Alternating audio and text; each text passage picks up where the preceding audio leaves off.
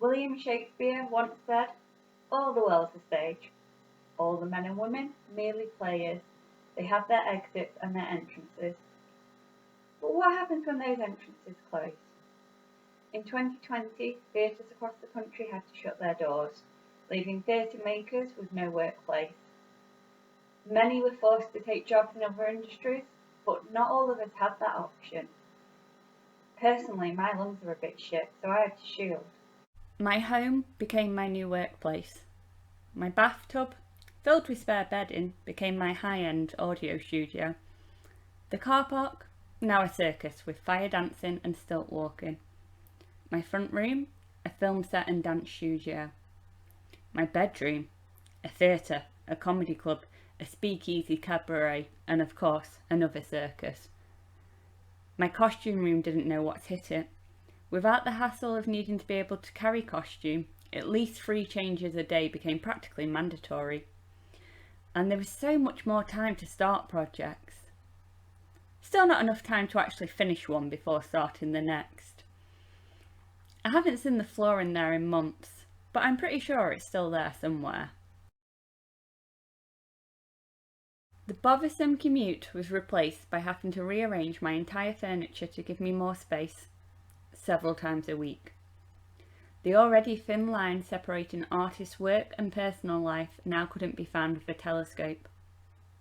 Travel no longer became an issue when we performed in streamed shows all over the world. This sounds like a positive, but it's not.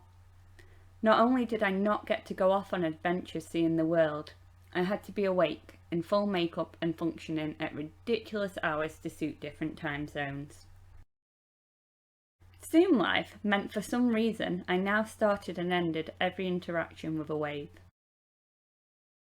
No matter how many times it happened, I still forgot and turned up to Zooms in strapless outfits, opening meetings with, "Hi, I'm not actually naked."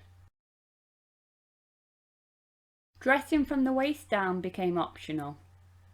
I spent most of 2020 in fabulous tops, full makeup and wigs paired with pyjama bottoms.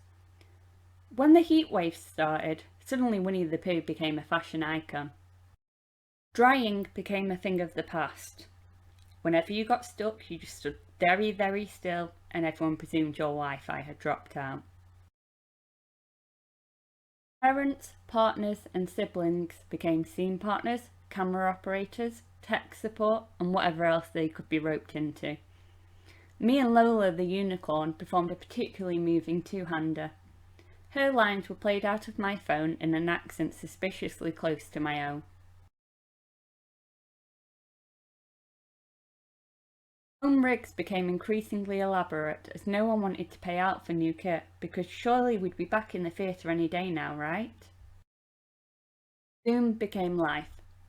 After so many successful virtual meetings and auditions, I am in no way bitter about the hours and hours and thousands of pounds spent on bloody trains for half an hour chats, or to read one scene. Once I spent nearly £100, got up at 5 AM and trekked to London. When I arrived at the studio, they looked me up and down and said no. I cannot wait for that aspect of my work to come back. At the same time as theatres closed and creative teams had to stop meeting, the need for entertainment and escapism was higher than ever. The amount of incredible work being created at home is mind-blowing. There's a secret artists don't like to admit, even to ourselves. We like restrictions. Any writer who sat for hours staring at a blank page trying to work out where to start will tell you, the gift of being able to create any work you want, it's a nightmare.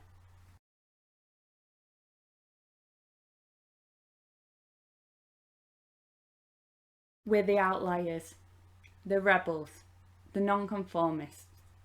But to do this, we need something to subvert, something to push against. So I suppose it's not really that surprising that the time with more restrictions than at any other times in our life led to the creation of so much fantastic work.